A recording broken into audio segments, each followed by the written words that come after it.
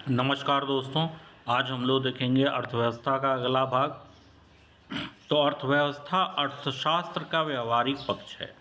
अर्थव्यवस्था के अंतर्गत उत्पादन, उपभोग तथा वस्तुओं एवं सेवाओं के व्यापार से संबंधित सभी क्रियाकलाप शामिल हैं। अर्थव्यवस्था के माध्यम से एक निश्चित क्षेत्र या देश में रहने वाले लोग अपनी आजीविका लिवलीहुड प्राप्त करते हैं। अर्थव्यवस्था किसी क्षेत्र से संबंधित होती है, जैसे भारतीय अर्थव्यवस्था, चीन की अर्थव्यवस्था, विकासशील विश्व की अर्थव्यवस्था इत्यादि। अर्थव्यवस्था समान व्यक्ति से लेकर संगठनों, कंपनियों तथा सरकार के सभी संबंधित होती है।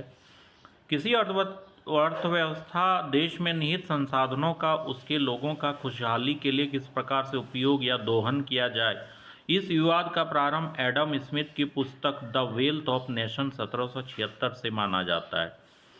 विभिन्न आर्थिक क्रियाओं के आधार पर अर्थव्यवस्था को निम्नलिखित रूपों में वर्गीकृत किया गया। अर्थव्यवस्था के प्रकार: नियंत्रण के आधार पर, विकास के आधार पर और वैश्विक संबंधों के आधार पर। सबसे पहले नियंत्रण के आधार पर उदारवादी, समाजवादी, मिश्रित। उसके बाद विकास के आधार पर अविकसित, अल्प विकसित और विकसित। इसके बाद वैश्विक संबंधों के आधार पर खुली और बंद। सबसे पहले नियंत्रण के आधार पर वर्गीकरण। तो लिबरल इकोनॉमी क्या है? उदारवादी इकोनॉमी में पूंजी निवेश, इन्वेस्टमेंट, उत्पादन के साधनों, उत्पादन के वितरण, धन के विनिमय पर मुख्यतः निजी क्षेत्र का नियंत्रण होता है। सभी आर्थिक क्रियाकलाप अधिकतम लाभ प्राप्त करने के उद्देश्य से प्रेरित होते हैं और बाजारों की शक्तियों की आपसी प्रतिस्पर्धा ही बाजार के स्वरूप का निर्धारण करती है। पूंजी एवं पूंजीपतियों का बाजार पर नियंत्रण होने के कारण इसे कैपिटलिस्ट इकोनॉमी भी कहा जाता है, जिसका अर्थ है कि यह अर्थव्यवस्था एडम स्मिथ द्वारा प्रतिपादित हस्तक्षेप के सिद्धांत लीज़ फेयर पर कार्य करती है, जिसमें सरकार का बाजार पर नियंत्रण होता है, इसलिए संसाधनों का मुक्त प्रवाह, फ्री फ्लो होता है। इसमें से क्या है कि इसमें सरकार की कोई आर्थिक भूमिका नहीं होती है। कीमतें की नियंत्रण जितना होता है सब बाजार तय करता है। और विश्व की 10 शीर्ष अर्थव्यवस्था को अगर जीडीपी के अनुसार देखा जाए, पहला यूएसए है, चाइना है, फिर Japan, Germany, Bharat, England, France, Canada है, इटली है, ब्राज़ील है, तो इसमें आता है। ठीक है।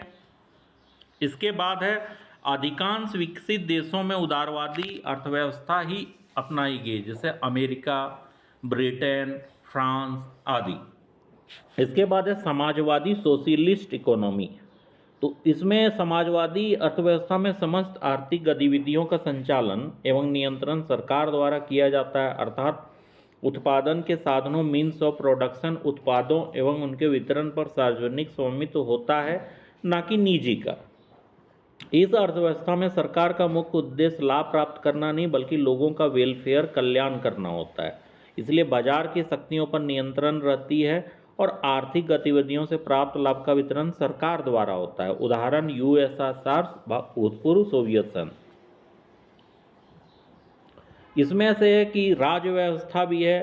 तो इसमें क्या है कि उत्पादन, आपूर्ति, कीमत सबका फैसला सरकार द्वारा लिया जाता है। ऐसी अर्थव्यवस्था में केंद्रीकृत नियोजित अर्थव्यवस्था करते हैं, जो गैर बाजारी अर्थव्यवस्था होती है।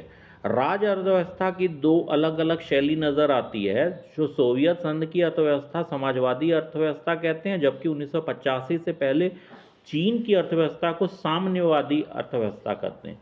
समाजवादी अर्थव्यवस्था में होता है कि उत्पादन के साधनों पर सामूहिक नियंत्रण की बात शामिल थी और अर्थव्यवस्था को चलाने में सरकार की बड़ी भूमिका थी। वहीं साम्यवादी अर्थव्यवस्था में सभी संपत्तियों पर सरकार का नियंत्रण था और श्रम संसाधन भी सरकार के अधीन थे। पहली बार राज्य व्यवस्था सिद्धांत जर्मन दार्शनिक कार्ल मार्क्स की ने दिया, जो एक व्यवस्था के तौर पर पहली बार 1917 की बोल्शेविक क्रांति के बाद सोवियत संघ में नजर आई और इसका आदर्श रूप चीन में सामने आया। इसके बाद हम लोग देखते हैं मिश्रित अर्थव्यवस्था, मिक्स्ड इकोनॉमी। मिक्स्ड इकोनॉमी में क्या होता है कि उदारवादी और समाजवादी दोनों अर्थव्यवस्थाओं की विशेषताएं पाई जाती है। इसमें सार्वजनिक व निजी दोनों क्षेत्र में देश के आर्थिक विकास में परस्पर सहयोगी भूमिका निभाते हैं। मिश्रित अर्थव्यवस्था में सरकार व्यापार की व्यक्तिगत स्वतंत्रता एवं समाज के वंचित पिछड़े वर्गों के कल्याण, इन दोनों उद्देश्यों की पूर्ति में सक्षम होती है। भारत मिश्रित अर्थव्यवस्था के एक अच्छा उदाहरण है। मिश्रित अर्थव्यवस्था की कल्पना 1929 की महामंदी के कारण उत्पन्न आर्थिक समस्याओं के समाधान के रूप में ब्रिटिश अर्थशास्त्री जॉन मेनार्ड कीन्स के विचारों से प्रेरित था। ठीक है, कीन्स ने सुझाव दिया कि पूंजीवादी अर्थव्यवस्था को समाजवादी अर्थव्यवस्था की ओर कुछ कदम बढ़ाना चाहिए, जबकि प्रोफेसर लॉन्च ने कहा कि समाजवादी अर्थव्यवस्था को पूंजीवादी अर्थव्यवस्था की ओर कुछ कदम बढ़ाना चाहिए।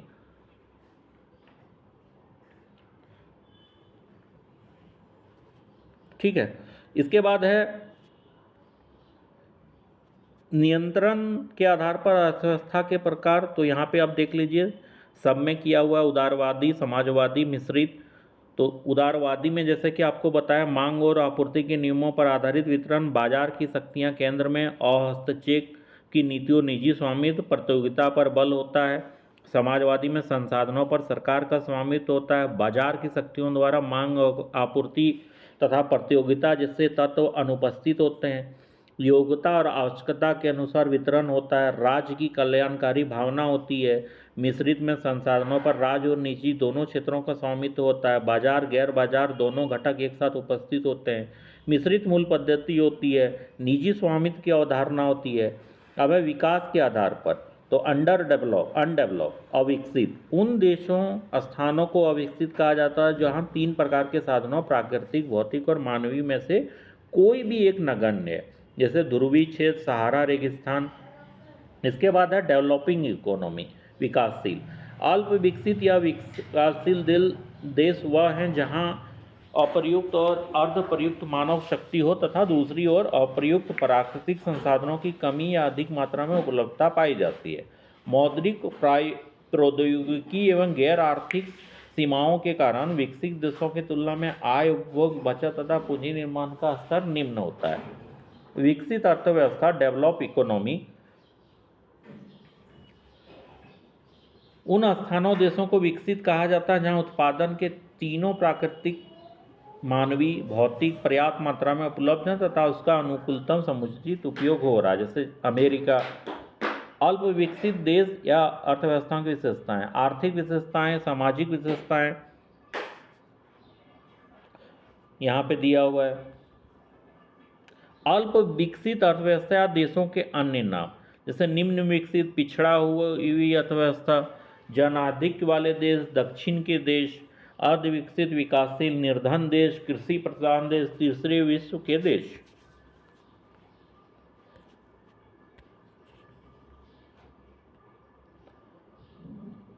अब है विकसित अर्थव्यवस्था और विकासशील अर्थव्यवस्था। राष्ट्रीय आय और प्रति व्यक्ति आय में एक निर्धारित स्तर से ऊपर हो। राष्ट्रीय आय में प्राथमिक क्षेत्र की तुलना में द्वितीयक और तृतीय क्षेत्र का अधिक योगदान। वैज्ञानिक प्रगति और तकनीकी प्रगति का उच्च स्तर, आधारभूत संरचना का उन्नत स्तर तथा औद्योगिक रूप में समृद्ध जनसंख्या का भार कम और उच्च जीवन स्तर। पूंजी निर्माण की उच्च दर, मुख्यतः विनिर्मित वस्तुओं का निर्माण। इसमें आता है कौन? संयुक्त राज्य अमेरिका, कनाडा, ब्रिटेन और अन्य पश्चिमी यूरोपीय देश। विकासशील और अल्प विकसित, राष्ट्रीय आय और प्रति व्यक्ति आय एक निर्धारित स्तर से कम होना, राष्ट्रीय आय में प्राथमिक क्षेत्र का अधिक योगदान, वैज्ञानिक प्रगति और तकनीकी विकास का निम्न स्तर, औद्योगिक पिछड़ापन एवं आधारभूत संरचना का निम्न स्तर, जनघनत्व अधिक और लोगों का निम्न जीवन स्तर, पूंजी निर्माण की निम्न दर, मुख्यतः कच्चे प्राकृतिक संसाधनों का निर्यात, भारत, पाकिस्तान, बांग्लादेश, इंडोनेशिया। वैश्विक संबंधों के आधार पर वर्गीकरण, तो क्लोज्ड इकोनॉमी, बंद अर्थव्यवस्था व अर्थव्यवस्था जो बाह्य अर्थव्यवस्थाओं से किसी भी प्रकार से आर्थिक संबंध नहीं रखता, अर्थात आयात निर्यात की गतिविधियां शून्य होती है तथा निजी क्षेत्र की भूमिका नगण्य होती है, उन्हें बंद अर्थव्यवस्था कहते हैं। जिससे उत्तर कोरिया, यहाँ पे क्या दिखाया गया कि x - m = 0, जहाँ x निर्यात है और m आयात है। खुली अर्थव्यवस्था, ओपन इकोनॉमी, यह वह अर्थव्यवस्था है जिसका शेष विश्व के साथ आर्थिक संबंध होता है। इस अर्थव्यवस्था में वस्तु और सेवाओं के अन्य देशों के बाह्य प्रवाह और अन्य देशों से वस्तु और सेवाओं का अंतः प्रवाह होता है। ऐसी अर्थव्यवस्था में उत्पादन, उपभोग तथा पूंजी बाह्य लेन देन समव्यवहार से प्रभावित होता है। ओपन इकोनॉमी, खुली अर्थव्यवस्था में उदारवादी तथा निजी आर्थिक तत्वों का अधिक प्रभाव होता है तथा आयात निर्यात पर न्यूनतम प्रतिबंध रहते हैं, जैसे हांगकांग, सिंगापुर। आधुनिक विश्व मॉडर्न वर्ल्ड की सभी अर्थव्यवस्थाएं खुली अर्थव्यवस्थाएं। इंडिया में कौन सा अर्थव्यवस्था है? Mixed economy. इंडिया में भी तो ओपन है ना। प्राइवेटाइजेशन जो आया 1991 में, उदारीकरण का दौर, उसके बाद अर्थव्यवस्था को पूरा खोल दिया गया। यहाँ पे देखिए डिफरेंसेस दिया हुआ है बंद इकोनॉमी और खुली इकोनॉमी में।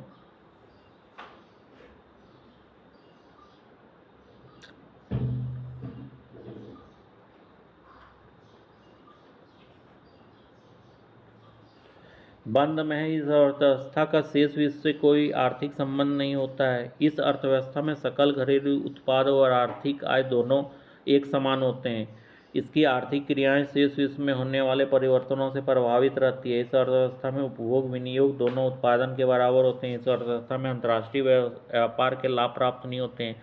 इस अर्थव्यवस्था में पूंजी निर्माण का नगण्य होता है। यह एक काल्पनिक अर्थव्यवस्था है। ठीक है। इस अर्थव्यवस्था का दूसरी अर्थव्यवस्थाओं से आर्थिक संबंध होता है। राष्ट्रीय या घरेलू आय में अंतर होता है। आर्थिक क्रियाओं में विशेष होने वाले परिवर्तनों का प्रभाव होता है। ठीक है। व्यापार से लाभ होता है। ठीक है, यही सब है। Thank you.